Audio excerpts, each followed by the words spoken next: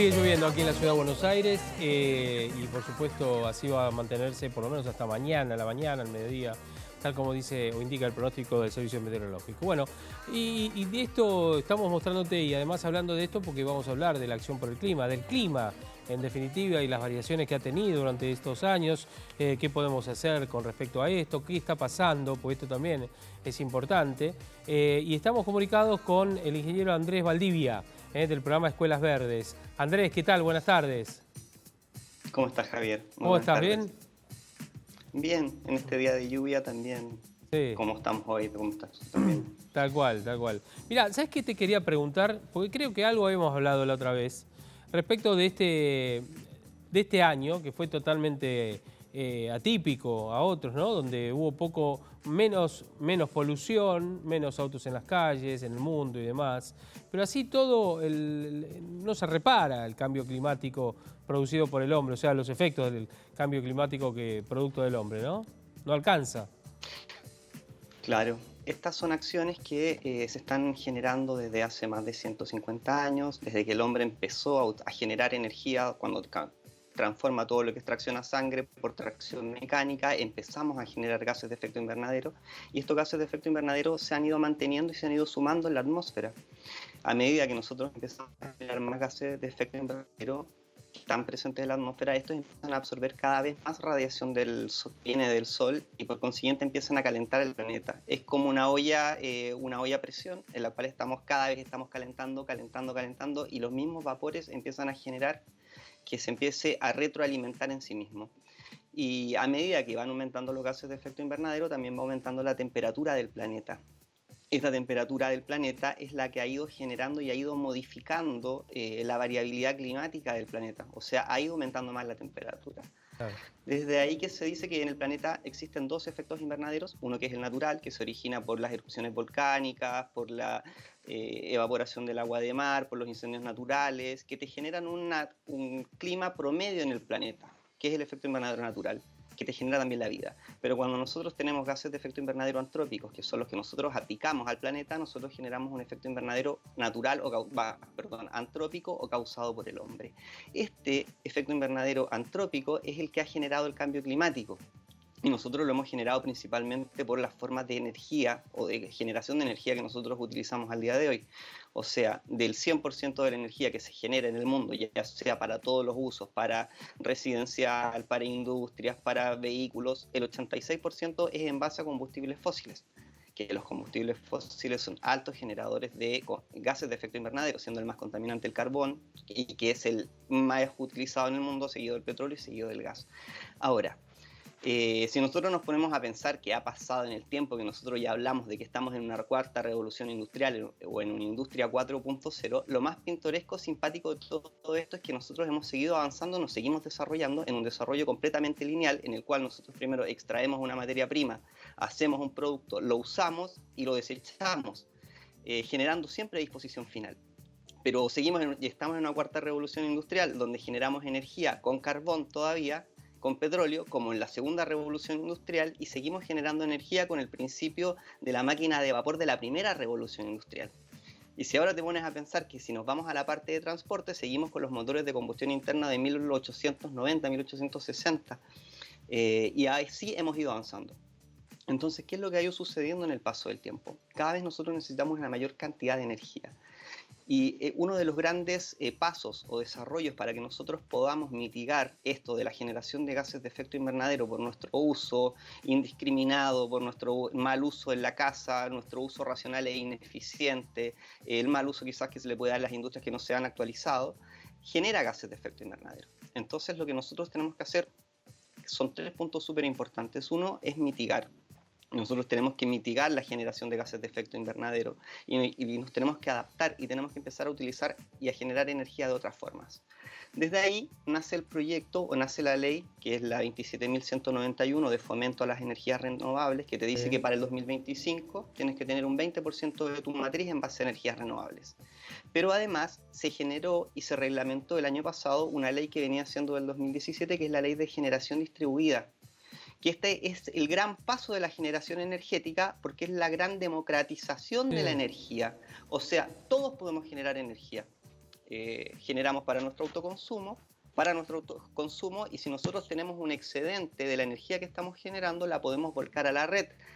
Nos van a pagar esta energía o nos queda como crédito, y lo característico de esto es que la energía se consume en los mismos puntos de generación. O sea, también tiene un montón de beneficios tanto ambientales, de disminución de pérdidas por transferencia de energía, tenemos menos pérdidas también en la distribución, y lo más importante es que dejas esta forma de la generación de energía a las grandes empresas, sino que además lo estás democratizando y lo estás visibilizando. O sea, yo puedo generar energía en mi casa, puedo generar energía en mi patio, puedo generar energía en mi escuela, Claro. y la energía que no la consumo en el momento me va a quedar como crédito para yo poder consumirla en otro momento o para venderla. Cuando nosotros también hablamos de lo que es generación distribuida, como es en este caso, el Ministerio de Educación hace 2 o 3 años atrás, empezó a hacer relevamientos de si tenía disponibilidad de edificios escolares para instalar paneles solares, pensando en el fomento a las energías renovables y a la generación distribuida.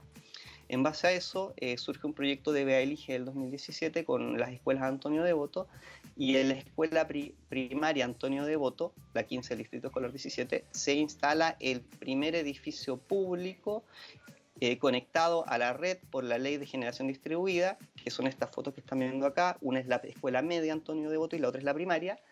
Y desde el año pasado la escuela primaria está generando energía para su consumo, y si genera además lo está volcando a la red para que se consuma. Está bueno eso, porque además el huergo tiene en sus techos desde hace bastante tiempo, ¿no?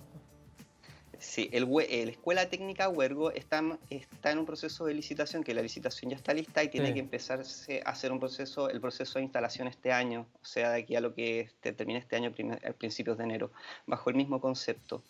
Está muy interesante esto en las escuelas porque, bueno, desde el programa Escuelas Verdes, además de que se concibe el ambiente como un sistema de interrelación y donde la educación ambiental se convierte en un campo educativo muy emergente, nacen diferentes disciplinas que se complementan y vinculan entre sí.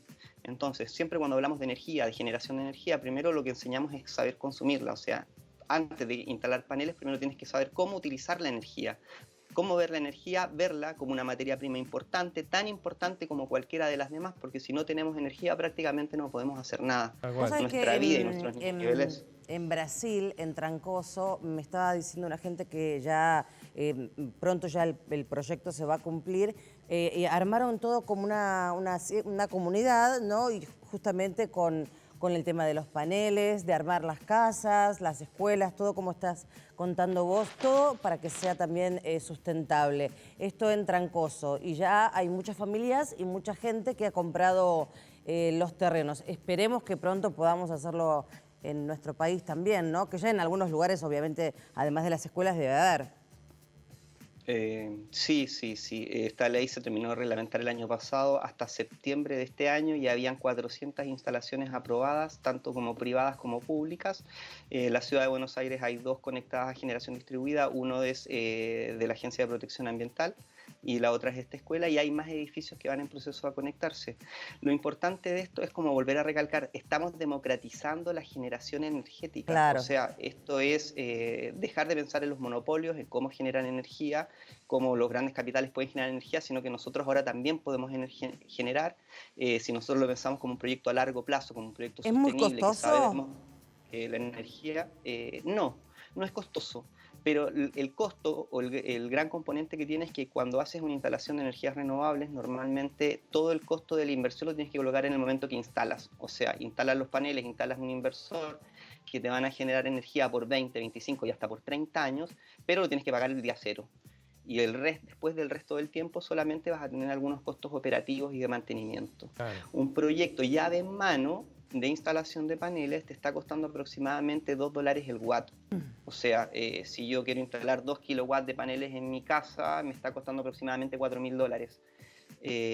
Aún así pasa algo muy particular con las devaluaciones que han ido sucediendo. O sea, instalar un sistema de energía renovable de paneles solares acá está más barato que en otros países en países abiertos donde no existe ninguna especulación con las comunidades extranjeras. Andrés, y te quería preguntar, para ir cerrando, por ejemplo, porque también está la generación de energía a través del viento, es decir, la eólica, ¿no es cierto? La eólica. ¿esa también es potable ponerle en la ciudad de Buenos Aires o preferentemente los paneles solares? En la ciudad de Buenos Aires los aerogeneradores no están permitidos, pero es más factible el tema de los paneles solares en la ciudad de Buenos Aires. La ciudad de Buenos Aires tiene una radiación muy importante para poder hacer captación de energía solar.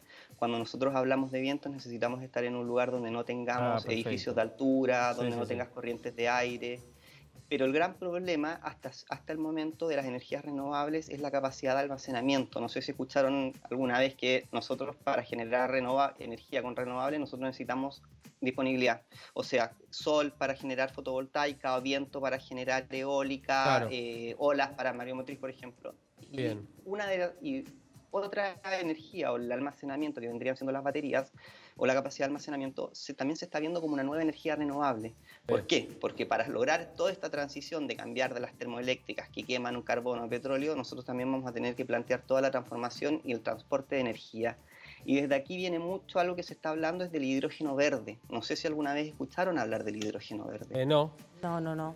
El hidrógeno verde se genera directamente con la separación del agua, sacamos moléculas de oxígeno, moléculas de hidrógeno, y se hace con electricidad, pero se hace con electricidad obtenida de paneles solares. Entonces generas hidrógeno con energías renovables y este hidrógeno te queda como un vector, como te puede generar ser el combustible, como puede ser el metano, alta presión, y que lo puedes utilizar para como también un compuesto o un gas altamente inflamable. Entonces son muchas las aristas que son interesantes para esto de las energías renovables, la generación distribuida, porque tienes que cambiar un formato de producción de 150 años y por lo menos va hacia allá. Bien. Bueno, Andrés, de estos temas obviamente vamos a seguir hablando. Es muy interesante y sobre todo si la Ciudad de Buenos Aires puede comenzar a instalarlo o en otras partes del país inclusive también, ¿no? Porque está bueno esto, se ahorraría, si bien el costo inicial, obviamente, es alto, pero en un plazo determinado no solamente eso se recupera, sino que además se va amortizando también justamente esto, ¿no? Que es lo que hablamos siempre, la tarifa de luz y demás. Andrés, te agradecemos muchísimo y vamos a seguir hablando. Recordemos buenosaires.gov.ar/educación/escuelas-medio verdes, ¿sí? Sí. Ahí está. Bueno, Javier, muchas gracias y que tengan una muy buena semana. Y acuérdense, la energía siempre más barata y económica y limpia es la que no se consume. Sí, señor, exactamente. Gracias, Andrés.